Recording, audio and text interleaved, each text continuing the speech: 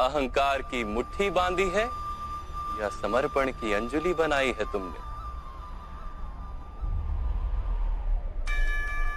इस ज्ञान को ग्रहण कर पाओगे?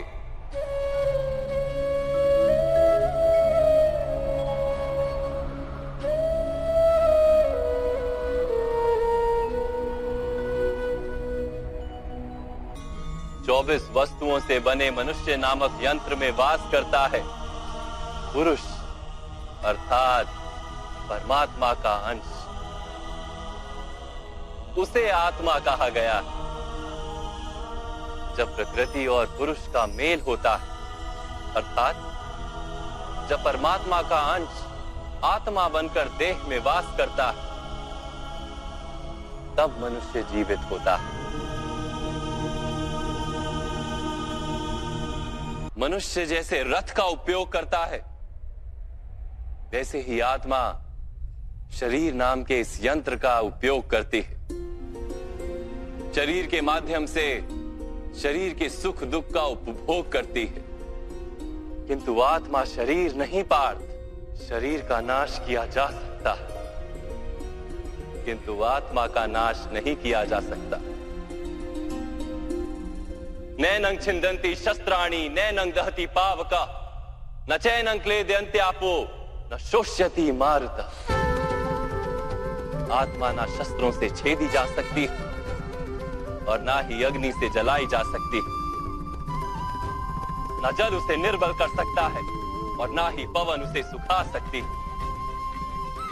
आत्मा शरीर में रहते हुए भी अमर है।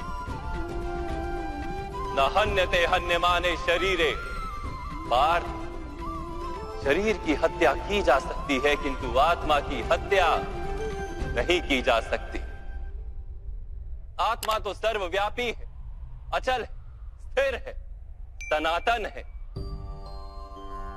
पुराना वस्त्र त्याग कर जैसे मनुष्य नया वस्त्र धारण करता है, वैसे ही आत्मा पुराना शरीर छोड़कर बार बार नया शरीर धारण करती है। परंतु माधव, मैं तो जगत का अनुभव अपने शरीर के माध्यम से ही करता हूं। स्वयं को देह न जानकर मैं आत्मा कैसे जान सकता हूं? स्वयं को आत्मा के रूप में जानना असंभव भी नहीं पार्थ। अंध भी जीते हैं, गूंगे भी जीते हैं, जिनके पास हाथ पैर नहीं होते वो भी जीते हैं।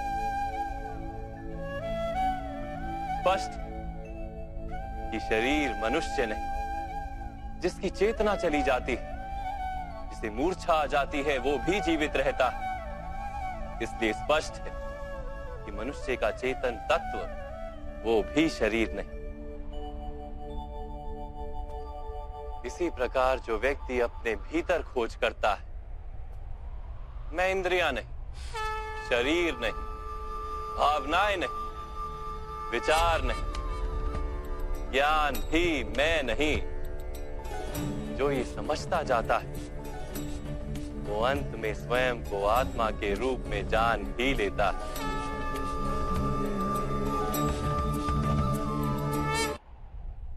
प्रकृति के 24 पदार्थों से घिरी आत्मा को विस्मरण हो जाता है कि वो परमात्मा का अंश है। अधिकतर आत्माएं अपनी देह को ही सब कुछ मानती हैं, स्वयं देह से भिन्न है, ये जान ही नहीं पाती। शरीर को जो सुख दुख स्वाद गंध आदि का अनुभव होता है, उसे अपना अनुभव मान लेती है और बदलाव का प्रयास ही नहीं करती।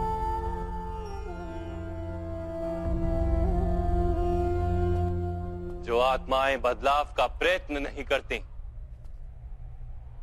निरंतर अधर्म करती रहती हैं, उन्हें जागृत करने के लिए दंड देना अनिवार्य है।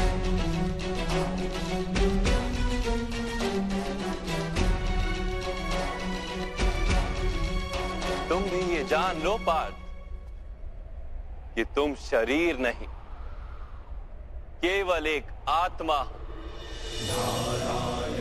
इस रणभूमि में दिखाई देने वाला प्रत्येक योद्धा वो नहीं जो तुम उन्हें मानते हो, कुछ समय के लिए इन सब ने शरीर में वास किया। इनके शरीर मरेंगे, किंतु ये सब अमर, वो पुनः नया शरीर धारण करेंगे। जब तक स्वयं को शुद्धात्मा के रूप में जान नहीं लेंगे, जब तक अधर्म का त्याग करके धर्म में दृढ़ नहीं होंगे, तब तक ये जन्म लेते और मरते रहेंगे। जो जन्मा है वो अवश्य मरेगा, और जो मरता है वो अवश्य फिर से जन्म लेगा। इस महाज्ञान को सांख्य योग कहते हैं।